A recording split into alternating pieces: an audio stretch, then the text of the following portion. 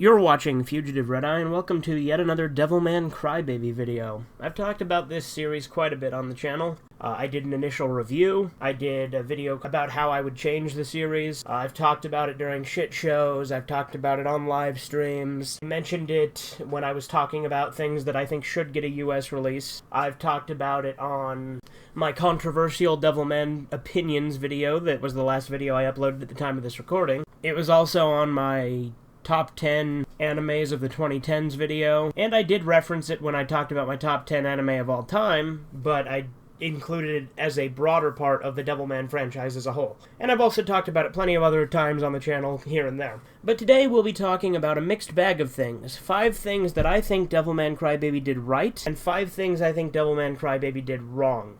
And we're going to variate between the two, just to get kind of a balanced idea of the ups and downs of the series. Keep in mind, this is completely based on my opinion. Number 5 in particular on what it did wrong, I think is going to rub some people the wrong way, because it's something that the majority of the fan base disagrees with. So yeah, without further ado, let's jump in. So we'll start off positive with the number 5 thing I think it did right, and that is telling the entire story of the first Devilman manga.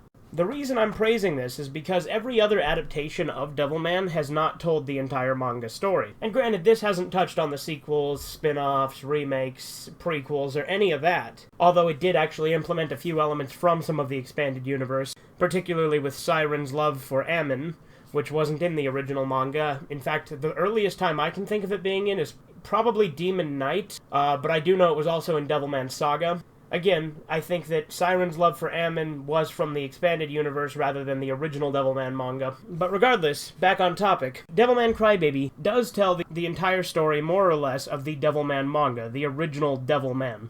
And it's the only adaptation to do that. The OVAs were only 2 episodes long, plus a third that came later based off a spin-off, and not actually concluding the original manga story, and with a different art style, different studio, and done 10 years after the first 2 episodes. The only reason I even count it as a trilogy is because I read online somewhere that it's intended to be a sequel to the first 2 OVAs. I don't even know if that's 100% confirmed. I just read it online and have rolled with it since then. But point is, the OVAs do not tell the whole story at all. We did also get the spin-off, Chibi Chara Go Nagai World, which I do like, but we got that instead of continuing the main story. So at the very least, one point in CryBaby's favor is it does tell the whole Devilman story. Alright, now on to the number 5 thing I think it did wrong, and this is going to be the one that people are going to disagree with. The art style.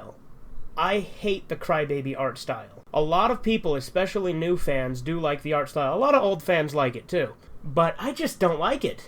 There are elements of it I like for sure, and visually sometimes it can be kind of appealing, but the characters look really weird, the body proportions are all just really bizarre, everything's very minimalistic, none of the humans look like they should, the demons all look kind of like how they should. There's weird over-the-top cartoony stuff, like when Akira eats and his neck expands, which I mentioned in my How I Would Change CryBaby video. Several characters were heavily redesigned, which is fine and all. I'm not against character redesigns. In fact, I'd say this has the opposite problem that Urotsukidoji New Saga has. Because Urotsukidoji New Saga, I actually like the new human designs better, but I hated the demon designs. Whereas in this, I liked the demon designs for the most part. There were a few that I thought were kind of stupid looking, but for the most part, I liked the demon designs, but I hated the human designs, and that's a big factor. I really don't like Akira's design, I fucking hate Ryo's design, and I just don't like how weird and stylistic it is. I realize that this is a thing that many fans like about CryBaby, and if you like this art style, that's great. I think that the people who made CryBaby definitely put a lot of hard work into it, so I can appreciate that.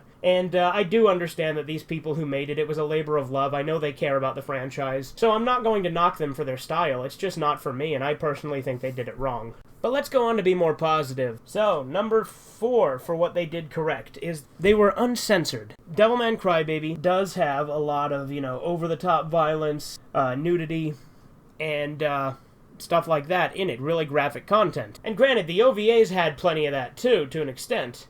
The 70s series, not so much. But I think that CryBaby, one thing that I do like about it is it doesn't hold back with the gore and the over-the-topness. So I like that factor of it, how extreme it is. I think it can go a little bit too far at times, which we'll get to in a minute. But I think that overall, I do like how over-the-top it can be, except for when, in my opinion, it can go too far. But I do think that overall, I do like that it's not afraid to, be unapologetically graphic. Alright, number 4. Something kind of minor, but in my opinion kind of a big deal, because these characters very much annoyed me. This is number 4 for what it did wrong, and that is the rapper characters. I fucking hate those rapper characters. They're really annoying, and they, like, narrate key parts of the story as it's, like, passing on between episodes. Not only that, but they replaced the Greasers from the manga, and I fucking love the Greasers from the manga. They were such good characters. So, you know, just by comparison, they were so much more annoying.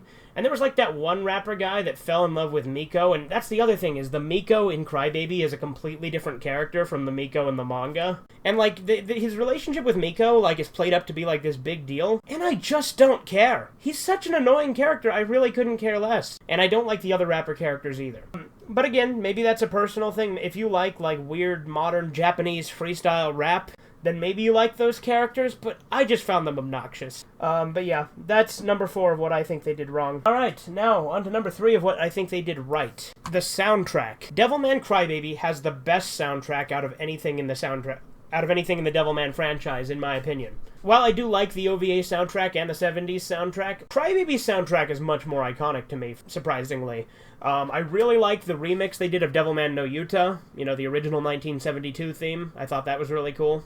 The songs that played during key plot scenes like Niki's death and, you know, Akira's transformation. I liked the soundtrack. The whole thing was just great. Soundtrack, absolutely fucking stellar. There is nothing wrong with the soundtrack. It is perfect. I loved it. Now back to the negatives. Number 3, way too modernized. All the weird technological shit they had in it was just kind of annoying. You know, all the cell phones and future technology. They have to have, like, high-tech shit when they're out searching for demons. And I think coming hand in hand with the modernization is they changed the Sabbath scene to be like this rave thing that, like, oh yep, all the kids are doing it, yep, sure is a normal thing, rather than it just being a secret thing that Rio is holding in, like, this mansion. Completely erased the mansion scenes and replaced it with this fucking rave and this weird thing that all the kids are doing it, and I just fucking hated that. Like, why is it just like this popular trendy thing going around? That's not how it's supposed to be in the original. I think that was one of the things that killed it for me. I hated the Sabbath scene in CryBaby, and it just felt like maybe if they hadn't tried to modernize it too much, they wouldn't have felt the need to make it like a rave, like had all this weird shit like that. It was just frustrating. Number 2 on what they did positive. They had a lot of callbacks to the 70s series. I really liked that. They had the 70s series existing within CryBaby. There was, of course, as I previously mentioned, the remix of Devilman no Yuta. You know, there was Tare getting into it and, like, having his cat dressed as Devilman from the 70s series. I loved all that. That was great. So I think that was a very nice group of callbacks to the original, and I think that was fun. Alright, back to the negatives. So, I mentioned earlier that sometimes I thought that the graphic stuff went too overboard. Now that's what we're going to talk about here. It got weird and, like, unnecessarily sexual when it didn't need to. Like, there's the scene where Akira goes up to his room and then jacks it on his ceiling and gets, like, cum everywhere, and it's fucking disgusting. It was an unnecessary and gratuitous scene, and I hated that. There's that gay sex scene where he starts, like, eating him. It's all very unnecessary and over the top. It's fucking gross. In the Siren fight, while he's fighting Siren, he's also fucking her. It's like, why is it so fucking sexual? Like, again, I like how over the top it can be, but it's like everything. It's like a goddamn hentai half the time. So, I think that they go way too overboard with that. And, admittedly, sexualization is a big thing in Devilman, not in the original. In fact, the original has very little sexual content. It has nudity, sure, but hardly any sexual content in the original, in the manga. But in Devilman Lady, there's a ton of it. So, I mean, if they were adapting Devilman Lady, it would have made a little bit more sense to be accurate to the source material. But in this, it's just gratuitous. Fucking everyone who becomes a demon, especially Akira, are just fucking horn dogs, and that's all they think about. Like, Akira gets caught, like, watching porn at the school, and it's just like, why are they doing this? It's so fucking over the top. I do think the ceiling scene was the worst. Still, it got ridiculous. Anyway, we're gonna go ahead and do number 1 of what they did wrong before we move on to number 1 of what they did right. And the reason we're going to do that is because I want to end on a positive note. So number 1 of what they did wrong, in my opinion, is cutting out key character development, especially for Rio. Many of the character development scenes for Rio and many other characters were completely omitted from it. Rio's backstory with his father, instead his father's not even a character, it's this professor that he just knew, and I feel like that takes away part of the impact of Ryo's initial scenes before he regains his memory, because obviously it's not really his father. After he gets his memory back, he figures that out. But the fact that it was his father, I think, made it more compelling originally, when Akira's like, when he tells Akira, I need your help, and he says, my father is dead, and I have this cruel inheritance. I think that those scenes are very important to it. You know, the demon mask that he uses to show Akira the demon realm. That whole thing is very important to building up this whole relationship between Ryo and Akira at the beginning, to make Akira understand the importance of stopping the demons. It's very essential to plot progression, and it's just completely removed from CryBaby. But that's not the worst part. Scenes when Ryo actually has like an inner struggle and like an identity crisis in the later chapters where he's trying to figure out what the hell's going on because he discovers he's not who he thinks he is, none of that's in CryBaby. He just randomly comes back and says, yep, I'm Satan. He doesn't like go through the fucking, arc, and admittedly a short arc in the manga. In fact, the manga could have even expanded on it more, but the point is, at least it had a character arc where Ryo was, like, coming to terms with the fact that he is not himself, that he is Satan, and then he gets his memories back from Psycho Jenny. No, instead, they just have Psycho Jenny give him his memories back, no development, and he shows up and says, hey, Akira, what a twist, I'm M. Night Shyamalan, you know? So, I feel like that they removed a lot of key shit with that. And while other characters had their development cut out, particularly Miko becoming a completely different, yet in some ways superior, but I would argue overall inferior character. I like manga Miko way better than CryBaby Miko. But I think that there are some elements that CryBaby did better with Miko, but I think that they removed a lot of her key development and completely changed her as a character, which is fine, but obviously Ryo's is the most egregious, and it pisses me off, because it's very important, because Ryo's an important character, because he's the villain. He's the big bad. You gotta build him up. And he was supposed to be a sympathetic character, and in CryBaby, he's just not. Because in the original manga, although he does horrible things earlier on, he still is somewhat portrayed as a, sympathetic character. It's not really until later on that he starts to show his true colors. Whereas in CryBaby, he's just kind of an asshole throughout and doesn't show any bit of caring. Like in CryBaby, he cries once when Akira dies. He cries more than Akira does in the manga. In fact, that's another development thing, is Akira just being a crybaby I thought was kind of stupid. Like, I think it was the crybaby way of showing that he's pure of heart, but the manga just had him be a good boy. Like, they just had him be pure of heart without having to, fucking cry every 10 seconds. And obviously that's an exaggeration. He only cries when other people cry and he feels their pain. And while I don't necessarily think that's a bad plot point, I thought it was kind of contrived, and I think that the fact that Ryo only cries once doesn't make any sense. Ryo cries a lot in the manga. Like I said, he cries more than Akira does in the manga, ironically. But yeah, character development was a big problem with CryBaby, and I think pacing goes hand in hand with that. There was definitely an issue with pacing, for sure. And people could argue, oh, well, they only had 10 episodes. Yeah, but JoJo Part 1 only had 9 episodes, and it adapted roughly the same amount of content, and I think Part 1 did it just fine. Some people don't like JoJo Part 1, but I really do. There you go.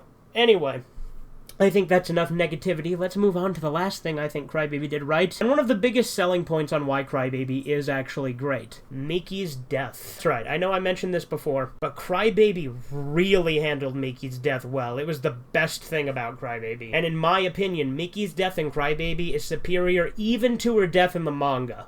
It's so much sadder. Like I said, I legitimately cried when I saw it. The manga, I didn't cry when reading it. And in Apocalypse of Devilman when she died, didn't cry when watching it. But point is, CryBaby did the death so well. I legitimately think it is one of the best scenes in any anime I've ever seen. And it's one of the largest saving graces of CryBaby. And there are several elements that made that work. Because although I like to criticize all the character development, I think Miki's character development was actually better in CryBaby than it was in the manga. I would say I think the 1972 anime has a much better version of Miki than any other version, including CryBaby, but she doesn't die in that series. So the payoff in CryBaby is much more hard-hitting. But in addition to the fact that I think Miki did have better build-up in CryBaby, the music that plays and the choreography with her head on the spike and the sad music and then the scene where it shows Akira riding the motorcycle with her, very good, tear-inducing, great stuff. It was easily a masterpiece, just that scene on its own. So, the fact that that episode happens makes up for almost all of the other problems, in my opinion.